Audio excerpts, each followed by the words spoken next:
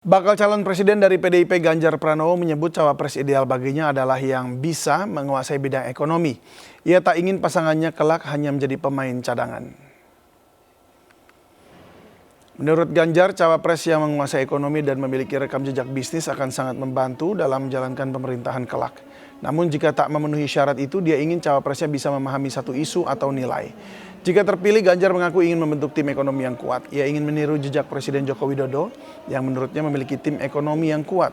Di sisi lain, Ganjar tak ingin cawapresnya juga hanya menjadi pemain cadangan, meski secara konstitusional, wapres memiliki fungsi itu. Ganjar mengaku ingin cawapresnya energik dan satu visi dengannya.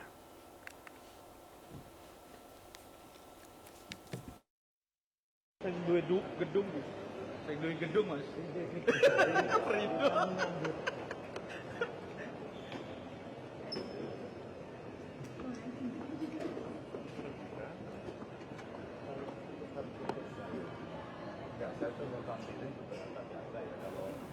Teka-teki siapa calon pendamping Ganjar di pemilu 2024 masih belum terjawab, namun kriteria pendamping idaman Ganjar sudah terkuak. Ternyata Ganjar mengidamkan sosok yang jago ekonomi agar bisa meneruskan suksesornya, yaitu Presiden Jokowi yang dianggap memiliki tim ekonomi yang kuat. Lalu siapakah orang itu? Kita akan bahas lebih dalam bersama Direktur Eksekutif Foxpol Center Research and Consulting, Pangi Syarwi Caniago. Dan kami masih menunggu untuk bergabung politikus PDIP sekaligus Sekretaris Tim Koordinasi Relawan Pemenangan untuk Ganjar, Deddy Sitorus. Selamat sore, Bung Pangi. Selamat sore, Bang. Ya, Bung Pangi, ini clue-nya sudah ada ini dari Mas Ganjar, yaitu ekonom. Nah, ini kira-kira mengarah ke siapa nih? Memang kalau kita lihat ekonom itu siapa nama by name ya, by name by address. Jadi kalau lihat nama kecenderungan itu kan, kalau kita lihat bantalan ekonom itu yang cukup kuat pada soal kondisi apakah logistiknya atau penguasaan di dalam bidang-bidang ekonomi gitu. Karena memang ketika Pak Jokowi mengambil presiden pada periode pertama, wakil presiden maksud saya periode pertama, itu latar belakangnya ekonom, yaitu Pak Yusuf Kalla. Ketika Pak SBY mengambil calon wakil presiden periode pertama, itu Pak SBY juga mengambil ekonom, namanya juga sama, Pak JK, Yusuf Kalla. Nah, ini Pak JK kalau kita lihat waktu itu, dia punya bantalan logistik yang cukup, dan memang punya penguasaan di dalam menguasai keilmuan atau membantu dalam persoalan ekonomi gitu. Jadi ekonom, memahami persoalan ekonomi. Nah, siapa nama ini? Tentu teka-teki itu ada pada bukan hanya Pak Mas Ganjar, menurut saya ada pada Ibu Megawati. Nama itu ada di kantong Ibu Megawati, tidak di kantongnya Mas Ganjar, tidak di kantongnya sekjen partai gitu. Jadi yang tahu ya Ibu Megawati sendiri. Nah, kalau kita melihat merujuk dari nama-nama yang sudah beredar, yang kuat secara bantalan logistik, ya ada Pak Erick Thohir. Kemudian ada Sandiaga Uno. Cuma apakah dia adalah ekonom atau tidak? Kan itu persoalannya, pertanyaannya. Siapa sosok cawapres yang idaman? Likability, acceptability bagi Mas Ganjar Pranowo.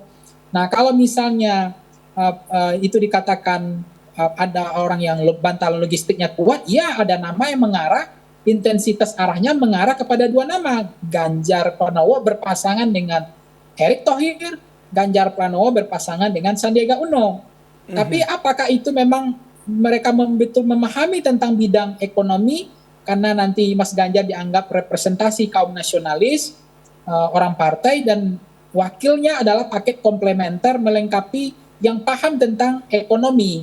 Karena Indonesia mengalami tantangan yang berbeda ke depan, harus paham tentang situasi ekonomi ke depan, dan bahwa tantangan global dan seterusnya. Ya. Dan bahwa kedua orang yang tadi Bung Pangi sebut, yaitu Erick Thohir dan Sandiaga Uno, mereka juga berlatar belakang bisnismen. Itu belum tentu ekonom atau bagaimana? Nah, itu pertanyaannya. Itu yang saya challenge gitu dalam pikiran atau state of the art saya, bahwa ini mirip dengan Pak JK. Dua ini sebetulnya.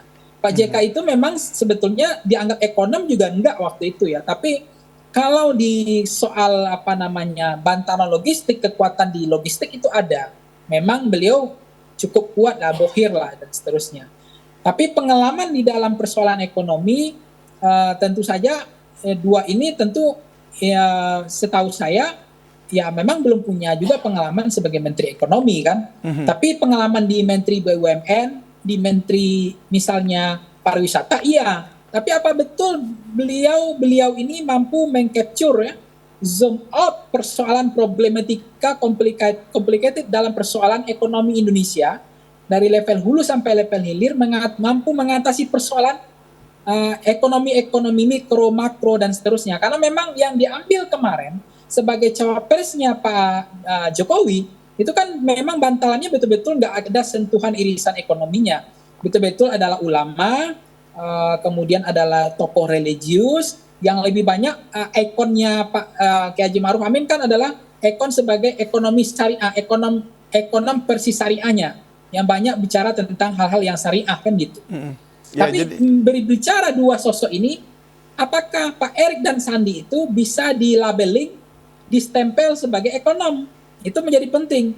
Kalau memang mereka mampu mengurai, memahami persoalan yang sedang dihadapi masyarakat Indonesia, yang punya kemampuan positioning atau punya forecast ke depan, memahami tantangan global, tantangan ke depan Indonesia yang begitu berat, mereka punya blueprint, punya desain, punya strategi, punya kemampuan untuk punya rumus untuk mengurai problem-problem tantangan ke depan, maka sebetulnya mereka adalah ekonom. Gitu. Baik, kalau kita lihat memang latar belakang dari Pak Sandi itu kan juga seorang businessman yang bicara soal keuangan juga ya, financial, jadi untuk investasi juga seperti itu. Sementara kalau untuk Pak Erick Thohir ini bicara memang soal manajemen untuk keseluruhan ya, perusahaan menjalankan running the business begitu.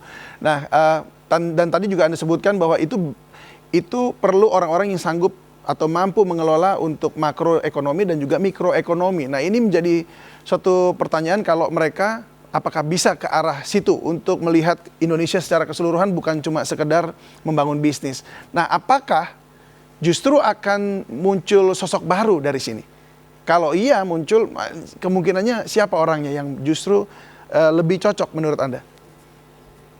Nah, ini menarik pertanyaannya, Bang. Kalau misalnya memang akan ada daya kejut-kejutan ya, apakah di luar nama ini lagi gitu? Karena biasanya kan ketika ada terjadi deadlock ya, pemikiran atau pertentangan di antara presiden, wakil presiden, termasuk akan ada nama-nama kejutan-kejutan itu yang kita tunggu sebetulnya. Di luar nama itu, atau akan tetap hanya ada dua nama ini yang akan berkembang. Saya nggak yakin sih, Bang, akan ada kejutan sih.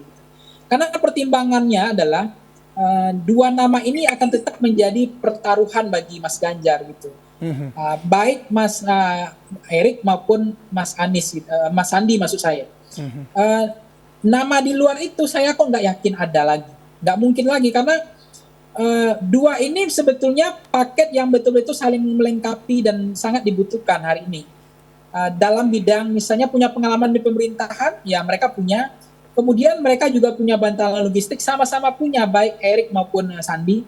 Kemudian juga sama-sama mereka ini adalah orang-orang yang sudah teruji dalam pemerintahan. Jadi dua sosok ini menurut dalam saya. Dalam satu kabinetnya Pak Jokowi lagi ya, yang artinya bisa satu garis lurus gitu, tegak lurus juga untuk menyelesaikan yang sekarang ada gitu ya. Jadi paling hanya dua ini. Mereka masuk dalam kabinet Pak Jokowi, dan dari segi modal racikan elektoral, dua ini adalah termasuk cawapres yang maksud saya adalah yang top of mind lah ya, maksudnya top leading, elektabilitas gitu, yang paling top gitu. Kita kerucutkan lagi sedikit, Bung Panggi, kita kerucutkan sedikit. Kalau untuk kebutuhan ya kita katakanlah untuk mendompleng elektabilitas, mana yang lebih menjanjikan, religius atau yang jago ekonomi ini?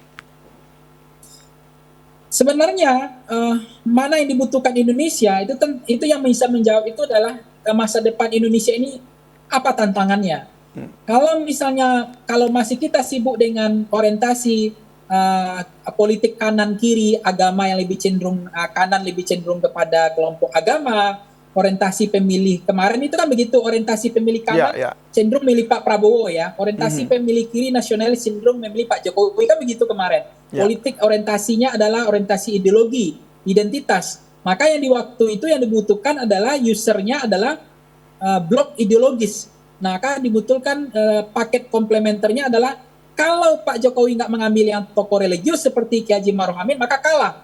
Nah, tantangan besok menurut saya mestinya tidak begitu lagi. Tidak harus betul-betul rekam jejak, tidak hanya bantalan irisan kebutuhan usernya itu adalah soal tokoh agama, irisan blok ideologis gitu. Jadi sudah kebutuhan tantangan Indonesia ini tidak lagi bicara tentang orientasi politik identitas. Jadi isu-isu identitas ini sebetulnya harusnya dihentikan, Bang. Gitu. Jadi tantangan Indonesia tidak lagi sebatas limitasi identitas, tapi tantangan ekonomi, tantangan bagaimana investasi masa depan Indonesia, mempercepat lagi Indonesia menjadi negara maju begitu ya? Ya, menurut saya kesenjangan kan luar biasa tantangannya.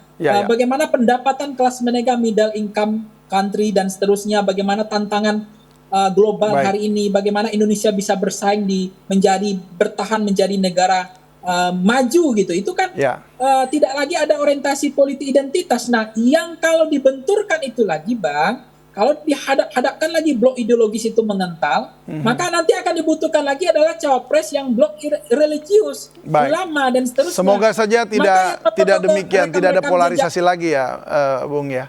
Semoga saja tidak lagi polarisasi agama. Kalau ada lagi polarisasi, maka yang dibutuhkan lagi pakem-pakem rekam jejak ekonomi, menteri yang berprestasi, kemudian rekod-rekod elektabilitas di skip lagi, Bang, nggak dipakai lagi tuh Pak Sandi, nggak akan kepakai lagi tuh Pak Erick Thohir. Yang kepakai adalah tokoh agama, ulama gitu. Kami nangkap maksudnya. Baik, terima kasih sekali lagi Bung Panggi sudah berbagi bersama kami, Direktur Eksekutif Foxpol Center Research and Consulting. Terima kasih dan salam sehat selalu, Bung Panggi.